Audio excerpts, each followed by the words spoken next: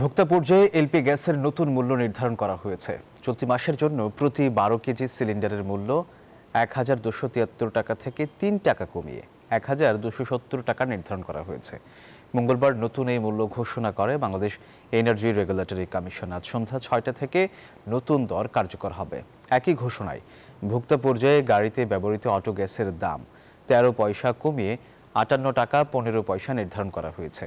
এর আগে আগস্ট মাসে 12 কেজি সিলিন্ডারের দাম ৯১ টাকা কমিয়ে ১,২৭৩ টাকা নির্ধারণ করা হয়। পাশাপাশি অটো গ্যাসের দামও ৪ টাকা ১৮ পয়সা কমিয়ে ৫৮ টাকা ২৮ পয়সা নির্ধারণ করা হয়। বিআরসির ঘোষণায় আরও বলা হয়, বেসরকারি এলপিজির মূল্য সংযোজন কর সহ দাম নির্ধারণ করা হয়েছে কেজি প্রতি ১০৫ টাকা ৮৭ পয়সা।